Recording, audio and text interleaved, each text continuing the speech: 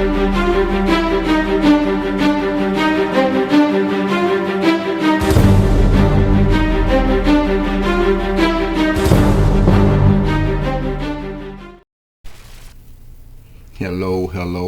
Welcome to the Core Dog Experience. Here, talking Ohio State, talking college football, and everything in between.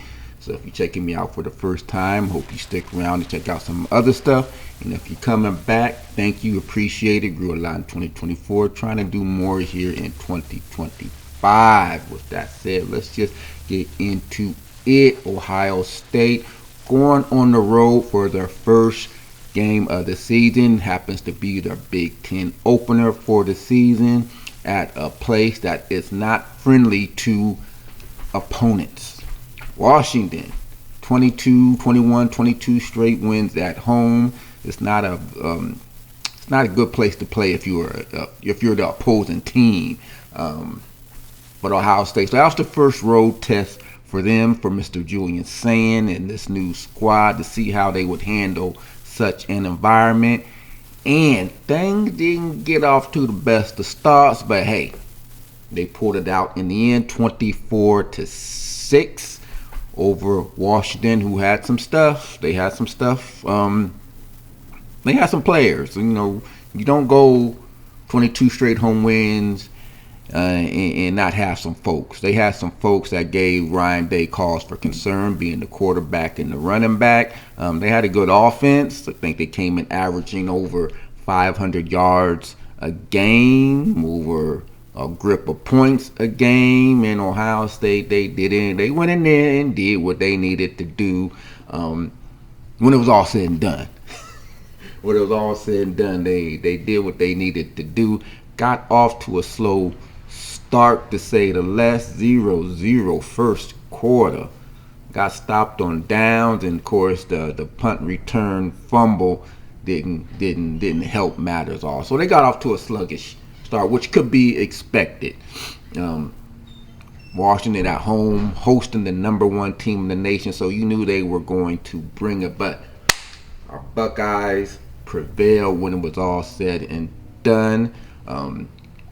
Again, they're going in there, hostile environment, and against a team that could put up some numbers offensively. I wanted to see what they could do against a team as prolific as this on offense. Because let's face it, Texas, even though they're number one team, they're starting a new quarterback. They are just as conservative in that week one game as Ohio State was. Grambling. It's Grambling.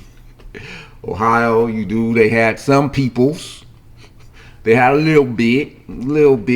But this was the true test, first true test of the season, to see how they were going to do against a team that had some folks, that had some players, that had some offense, and wasn't going to be intimidated by Ohio State, because they're not that many years removed from playing for the big one themselves. So they had some folks that could give Ohio State some problems.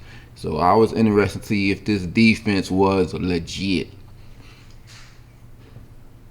They were legit. This defense was on point. To do that in that environment to that offense just speaks volumes of what this defense did. They held your boy in check. Damon Williams, like I said, and these type of quarterbacks, generally over the past few years, these dual threat quarterbacks, for the most part, have not really given Ohio State problems. So I kind of thought we'd be able to hold them in check. I was interested to see how they were going to just handle the running game in general, because Washington has a good back. I think Muhammad, he's a good back. But all in all, our defense held them in check, held Mr. Williams in check. In terms of letting him run around and do the stuff that he is capable of doing. He completed a lot of passes. I think at one point he was 11 straight, 12 passes, but they were all underneath for the most part. The little dinks and dunks, I think 15 yards was maybe the longest pass completion. Actually, and honestly, I think the same could be said about Ohio State's game plan. They really didn't challenge Washington down the field all that much. Again, I don't know if it's just protecting Julian on the road, his first road start. Cause let's face it, there's a lot of these young quarterbacks haven't fared very well in some of these first road starts against when the competitions stepped up just a little bit. So maybe they just played. Maybe Ryan Day and Brian was a little bit on the conservative side, not really challenging Washington down the field, which you thought they would have. We are going to get into the offense a little bit more. But you thought they would have, and like I said, let's finish up with the defense. Let's finish up with the defense because the defense, they deserve a lot of credit for this game. A lot. You hold that offense on their home field, and you do to them what they did to them. Yeah, the defense, they can take a bow because that was impressive. That was impressive, especially given the sluggish start the Buckeyes got off to, what the defense was able to do and limit Washington. That was very impressive. And Washington, again, they got some chunk plays. They ain't like they had sustained drive. They got a couple chunk plays, which, like I said, you expect a team like that to get some chunk plays, but it ain't like they just methodically drove it down on Ohio State. I just don't think many teams are going to be able to do that without getting some chunk plays. But so Washington was able to get into the red zone on multiple occasions and only came away with 6 points. That right there was the ball game. Washington had a chance to go up, and they were up 3-0. I think it's the first time Ohio State's trailed all year. But they had a chance to go up by 2 scores, and our defense held firm. 3 red zone trips, 2 field goals, another goal line stand. This is just, again, dominant, and we're all talking how you gonna replace Sawyer, JTT, Caden Curry, Caden McDonald. Said Ohio State lost a lot. They lost a lot on defensive line, but like I said in the previous thing, ain't like these guys didn't play a lot. Caden Curry, Kenyatta Jackson, Edric Houston, Caden McDonald. These guys played a lot last year. So yeah, they're new starters, but they played a lot. The question this year was the depth behind them. Like they were the depth behind JTT, Sawyer, Tyleek, and Hamilton. And you see we're building the depth up behind this year's crop of starters. You know, you got Tywan Malone, Will Smith. You see Curry and Kenyatta go out. You bring in Atkinson. I mean, it just goes on and on and on. So they're building the depth up for later on in the year. But our front 7, again, I believe they're on par with last year's group. By the end of the season, who knows? They may even excel past the group. Especially we get that interior depth built up. This defensive front is going to be really, really good. Do I even need to talk about the linebackers? Arvell Reese played spy a lot on Damon Williams. That's why Damon was limited. Just the defensive scheme in general. Not doing that bull rush, or just going all out, trying to get up the field, making sure those lanes were blocked up. On several occasions, Damon, he had nowhere to go.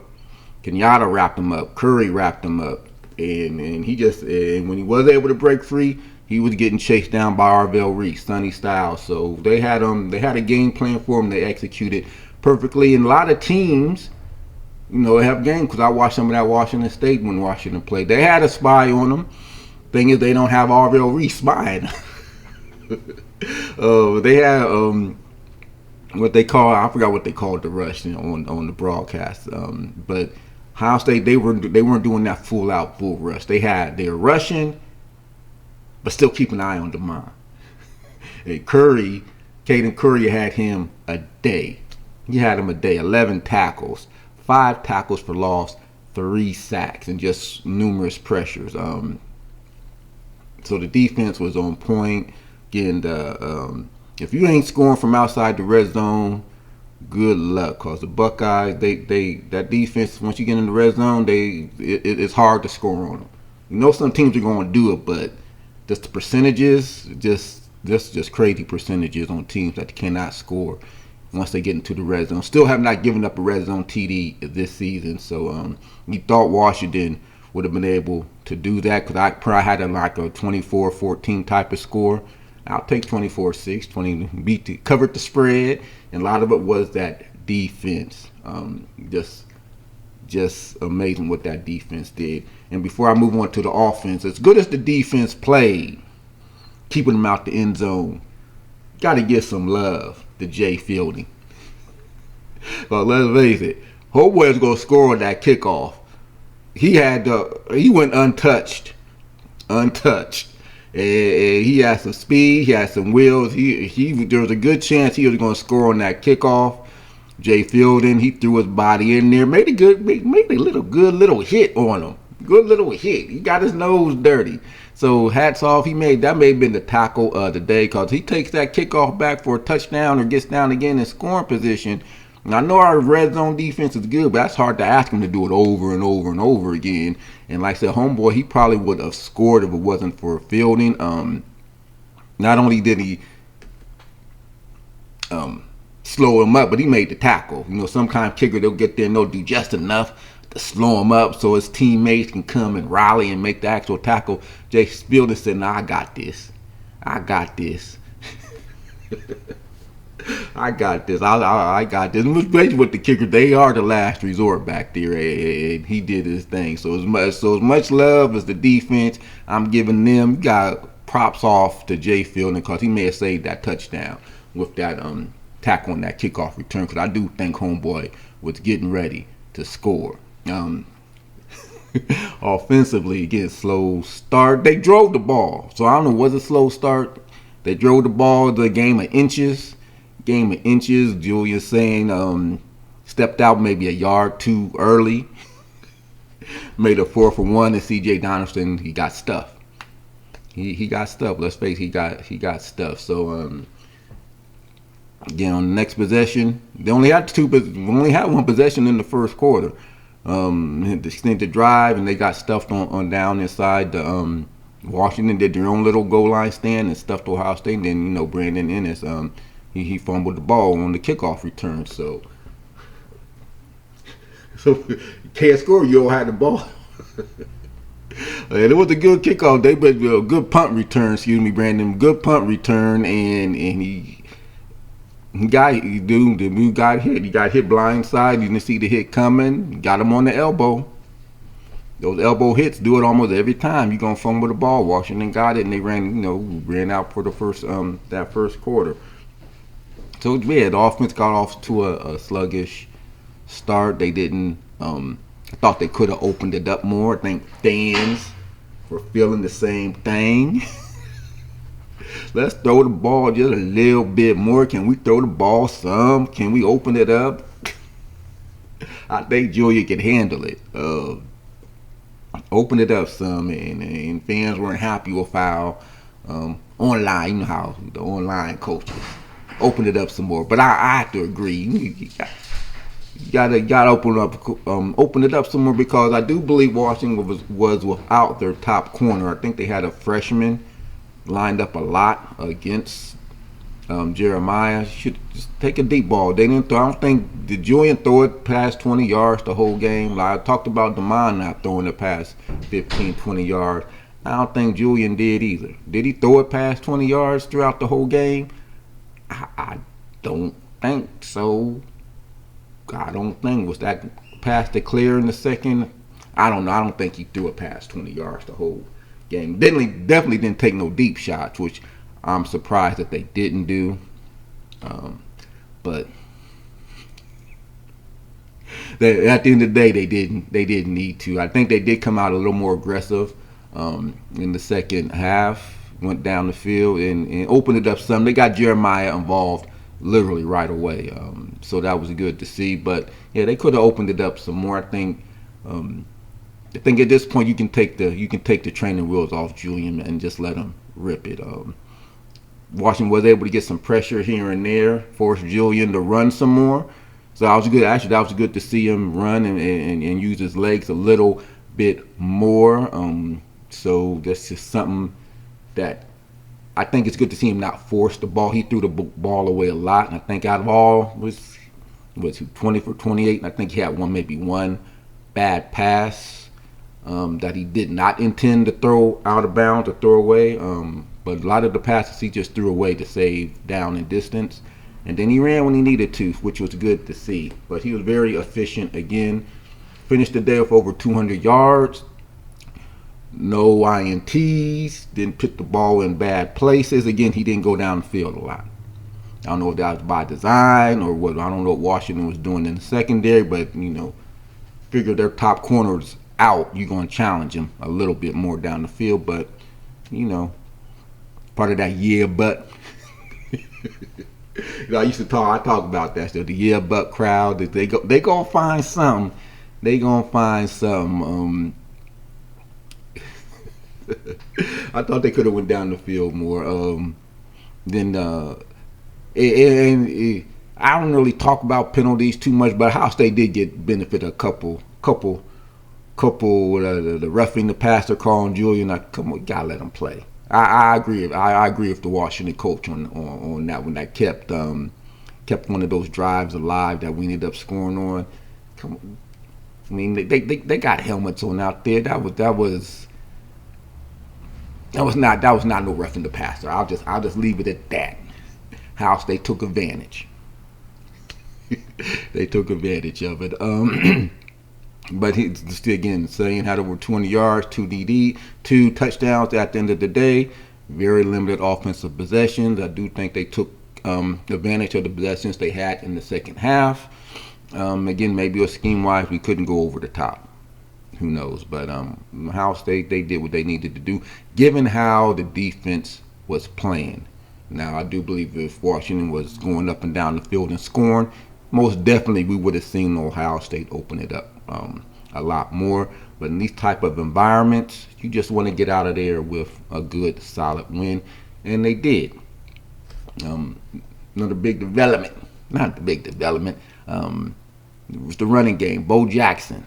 I think he has firmly replaced James Peoples as, I don't want to say the lead back. I do think CJ started the game out. And I mentioned this, like I said, a few postings ago.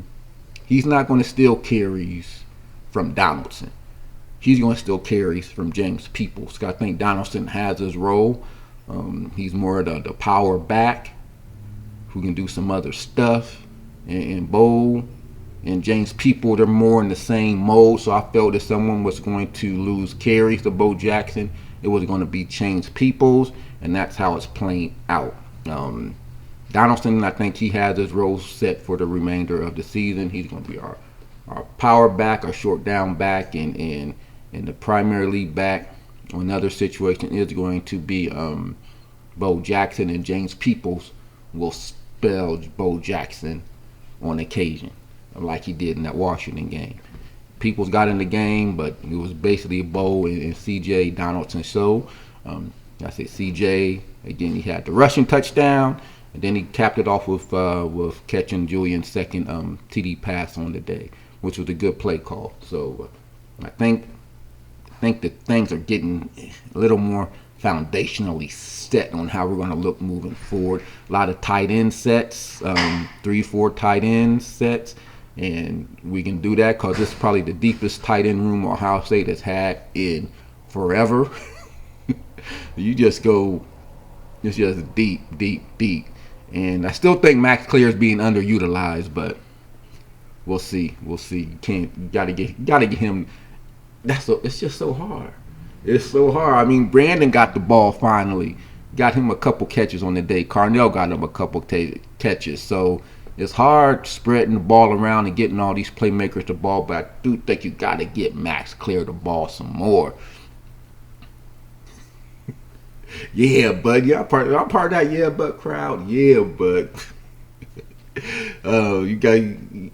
you got all these weapons. You just got all these weapons. It's hard, but you got to figure out a way to use them. Team stats on the day. House, they nearly put up over over 350 yards offense. Again, they held Washington way below their average. Think they got less than their average and what they've been averaging on the year. I think they brought up the thing on the screen. It's like 49 points under their scoring average on the season. So again, this was a good offensive team that had some players and a team that was not intimidated by Ohio State. It ain't Ohio. This wasn't Graham. It was Washington on Washington's home field where they had won 22 straight. And Ohio State went in there, handled their business, limited the offensive turnovers so that Julian handled the ball well, and then the one punt return fumble. Going to happen from time to time, but the defense held up. So again, Ohio State first road test, they passed it with flying colors, and in a not so hospitable place for opponents over the years, because Washington's it's not a hard place. It's a hard place to go into and perform the way they did and hold that offense the way they did. So kudos to Ohio State for passing the first road test. Again, should bode well moving forward. We've seen, again, the defense is just continuing to get better, which should just bode well down the road. Pass the flying colors. Other games.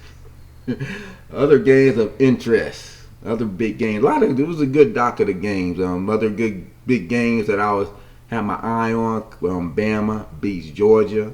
I guess Bama's not dead after all.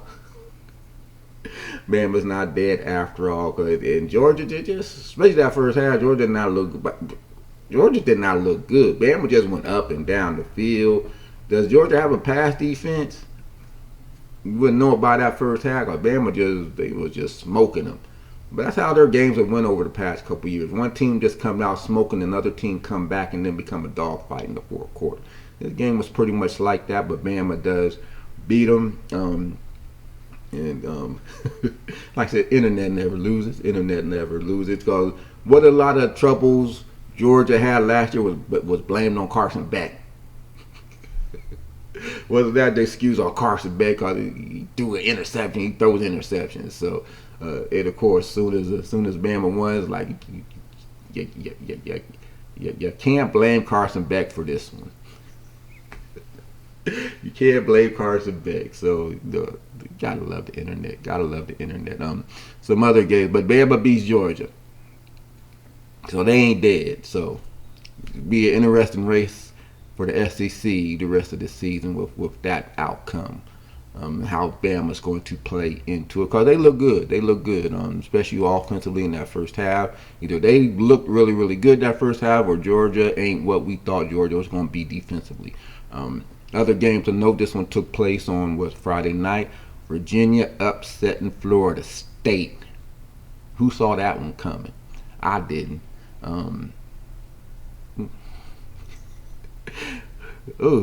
I did not see that one coming, but I watched the game. That was a good game, so it'll be interesting to see how that plays out the rest of the year in the ACC. Because what happens if Miami goes down? Because you got Florida State, Miami next week. Was Florida State looking ahead?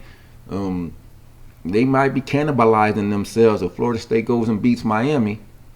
Then what? They gonna rely on Georgia Tech. They're going to rely on Georgia Tech as the lone undefeated team. Should that outcome play out like that next week, Florida State is able to knock off Miami. Other games. Ole Miss beats LSU. And LSU ain't look good all year. I mean, they want to keep going back, and I'm going to keep going back to this Clemson game. But they wanted to elevate LSU to number one following their win over Clemson. We're going to talk about Clemson. And LSU haven't looked good on offense all season. I don't care. They got good defense. They ain't look good on offense, and they played out with Ole Miss beating LSU. I mean, what's LSU's best win? It ain't. Is it Clemson? Is it Clemson their best win? Because that ain't a very good win. LSU should be dropping like a rock. I'm just saying. Indiana, they beat Iowa. Iowa still has no offense, but this was the defensive game which you thought it would be. Did Iowa expose some stuff about Indiana's offense following what they did to Illinois? Maybe, maybe not. But Indiana, they won a defensive struggle, which is a sign of a good team. They put up points, or in this case, they won a defensive battle on the road. They made the plays that they needed to make. Is Indiana getting undervalued? I mean, top 25 win over Illinois, and they go into a place, and we know Iowa ain't got much on offense. Maybe if they had more of an offense, they would have won the game. But because their defense held Indiana in check for the most part. Came down to a field goal. They didn't even pull it out, but hats off to Indiana and doing what they and Signetti, the Signetti crew. Went on the road and won a defensive struggle against a good defensive team. Speaking of Indiana, Illinois, who looked pitiful against Indiana, they come back and prove that SC still cannot win on the road. I don't know what happened to Illinois last week. That just makes you think, is Indiana really that good, or Illinois just had a really, really, really, really bad day? But they come back, top 25 matchup, and they beat SC. Of course, we know SC can't win on the road in the Big Ten. So who knows? But Illinois, that was a good bounce back for them. But a lot of good games, a lot of weird outcomes. But the most, speaking about Clemson, the one that shocked me the most, and Clemson didn't even play, but the one that shocked me the most was Syracuse getting blown out at home by Duke. Now let that sink in. Syracuse, they go on the road into Death Valley, which is so hard to win, that LSU was being lauded for. But Syracuse went in there and beat Clemson. Then at home, following that high, the highest of high, they get back to the lowest of lows and get blown out by Duke. Now, granted, their quarterback did get hurt in that Clemson game, so I don't know if that attributed to it, but still.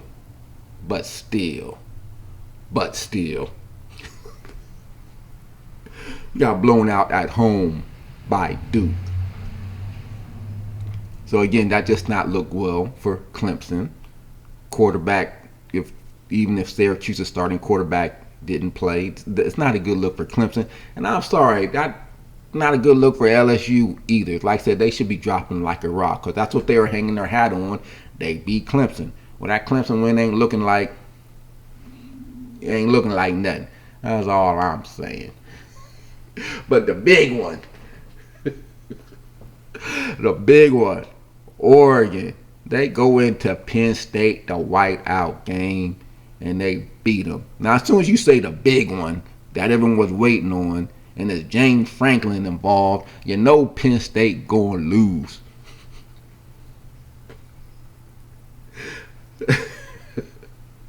I hate to pile on, but he at home, everything right, and this is his year. He's following the blueprint set by Michigan, Ohio State. You bring back all your players. That's what you bring back all your players. More and more teams are doing it because it's been proven the last 2 years within his own conference. You bring back your folks, you supposed to win the national championship.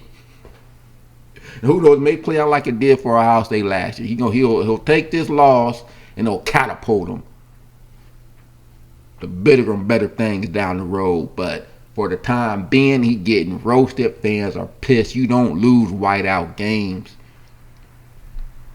And they ain't look good.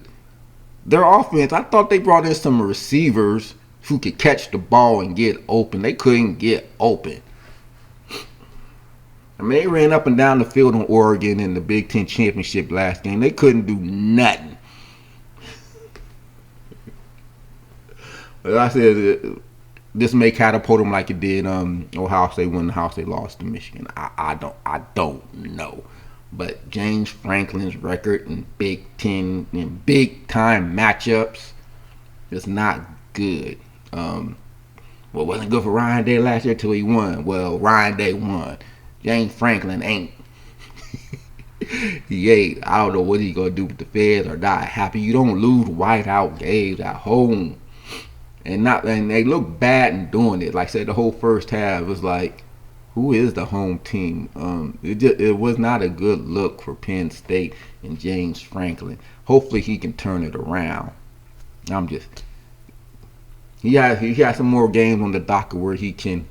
That's going to be some big game matchups. He can turn the narrative around. Some Ohio State being one of those games. So it's going to be interesting to see how James Franklin handles this moving forward, because he's getting roasted. The fans are not happy. Another game he let get away. And Drew Aller, he's supposed to be a Heisman candidate. How are you going to throw an interception? Why y'all? Because he's throwing the ball because they can't run it. They could run the way they did last year against Oregon. It's like, this is not supposed to be the strength of your team, running the ball. It's going to be interesting. Anyway, for all of the outcomes, you're going to have some folks wanting to move Oregon up. Naturally. Up to number one. So I'm even seeing some folks, they should be number one. Why Penn State don't never win these type of games? Why you gonna jump because they beat Penn State? Penn State don't win these type of games. It's been proven. No, you want to move from Miami because that went over Notre Dame. They beat Notre Dame. Oh, Notre Dame just destroyed Arkansas. Arkansas sucks. Come on. And they got 2 losses on their thing. So I don't care. I don't care if one of them missed the Texas A&M. But some folks are going to have Oregon over Miami. Some Miami over Oregon. This is my top 25. May not agree with the AP poll or the coaches poll, but you know how things are playing now. This is a quick look at my top 25. So got Ohio State number 1. Like I said, you're going to have some folks arguing Oregon should be number 1 because they beat Penn State in a game that Penn State never wins those type of games to begin with. Just saying. Oregon, Miami, Ole Miss. Are they this their year? Because I always make fun of Ole Miss too. They always want to hype Ole Miss up and then they go out and lay an egg. But you know they beat LSU, and again I question how good is LSU, because their claim to fame this season is to win over Clemson, and Clemson, as we know, sucks. So if Dabble wasn't Dabble, he'd be. If Dabble wasn't Dabble, oh man, he beat your boy at Oklahoma State. He beat Mike Gundy. That's who Dabble would be right now if he wasn't Dabble. He'd be Mike Gundy right now looking for a job. But just saying, that win over Clemson ain't all that. You know, Oklahoma, they holding on. See how they gonna look without their quarterback. You know, A&M. You know they got the wins. They went on the road beating Notre Dame. So it is what it is. It is what it is. Texas, Indiana. That's a team I'm still interested to see what Indiana look like. Indiana, I think they're a legit top 10 team. I think they've proven out that blowout win over Illinois. You got Penn State, Tech. So this is my top 25. Only thing that might vary or be different is I have Maryland up in there. Do believe Maryland's undefeated. You know. And Notre Dame hanging on because they blew out an SEC team that sucks. But let me see. Is Georgia Tech being undervalued team? They undefeated. Are they the bell cow of the ACC now outside of Miami? That's my top 25. Top 25. Next up, Minnesota. Night game. I believe it's going to be a night game at the Shoe. Be interested to see if they're going to be able to, if Minnesota going to be able to roll the boat. That's they saying.